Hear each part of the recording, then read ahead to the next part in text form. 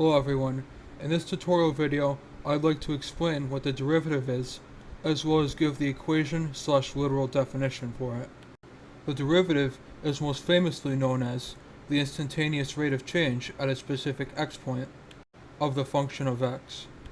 We know from algebra that a general formula for the rate of change or slope of a function is y2 minus y1, or function at point 2 minus function at point 1, over x2 minus x1.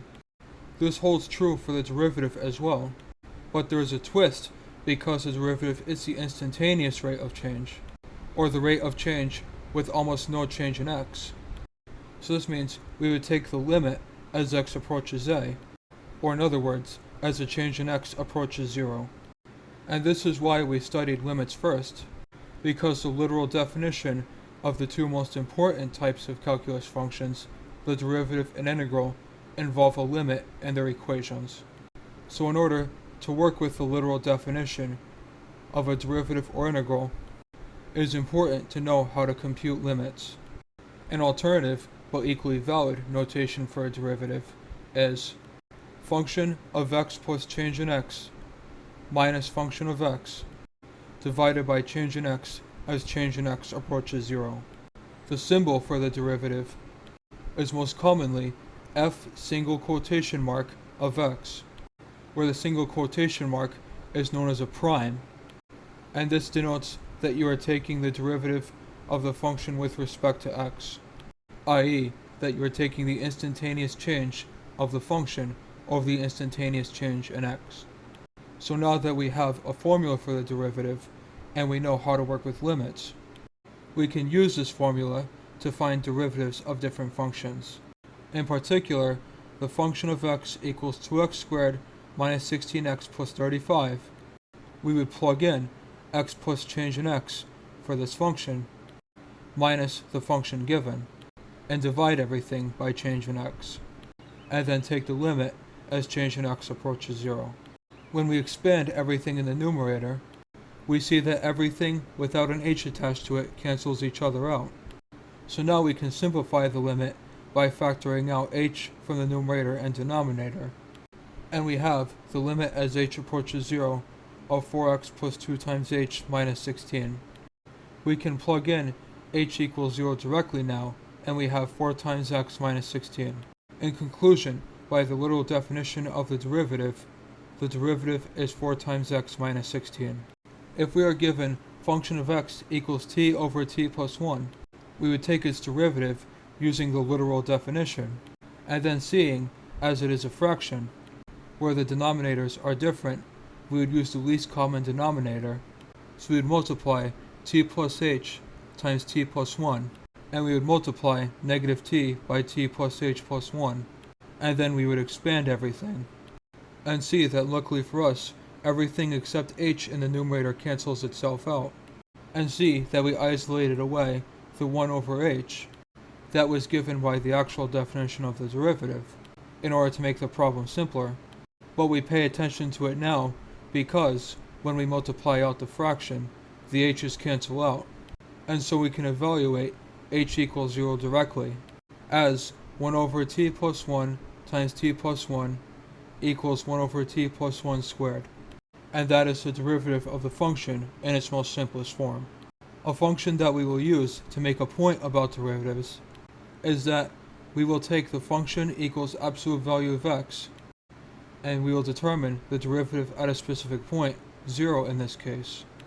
We know by the definition of derivative is function of 0 plus h minus function of 0 divided by h as h approaches 0, and we know function of 0 evaluates to 0. So we have absolute value of 0 plus h minus 0 is absolute value of h over h. A problem with this is that the absolute value function gives you two different answers depending on which direction you approach from, i.e. the absolute value is defined as whatever you are taking the absolute value of if it is greater than or equal to 0, or the negative of that if it is less than 0, in order to cancel out the negative sign. So we see, approaching from the left, we have negative h over h, which is negative 1, But approaching from the right, we have h over h, which is positive 1. So because these limits do not agree, the normal limit, aka the literal definition of the derivative, does not exist.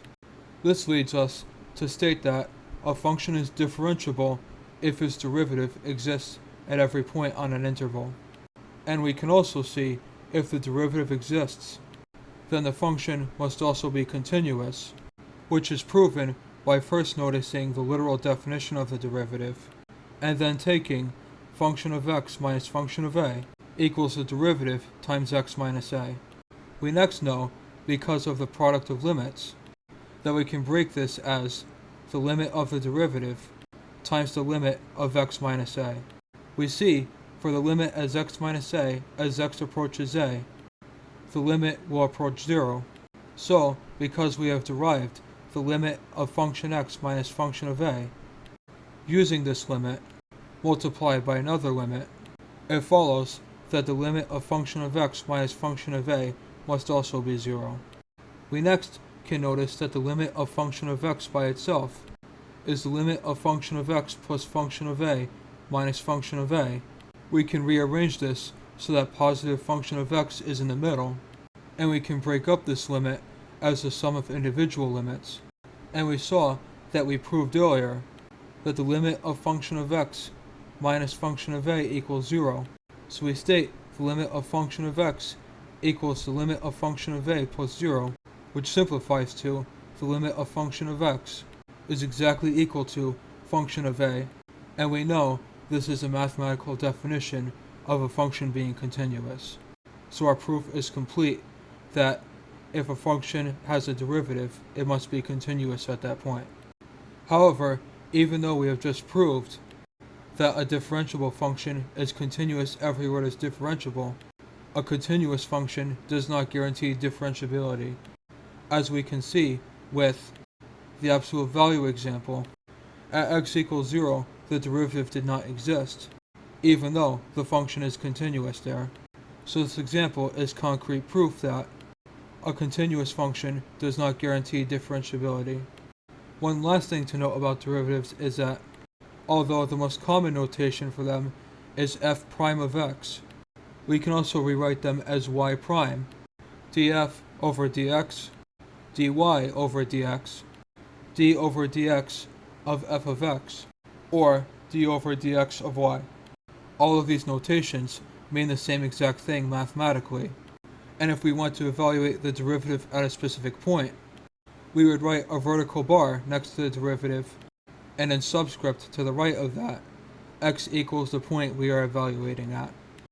In cases of complex functions involving derivatives, as we will see later, function prime of x sometimes has the x implied and is written f prime, with no x. Now that we know what the derivative is as well as the literal formula for it, we can prove shortcuts/rules we can find for specific functions in the next tutorial video. Don't forget to subscribe if you found this video informative, and make sure to see other tutorial videos, and follow me on either Facebook or Twitter for more content.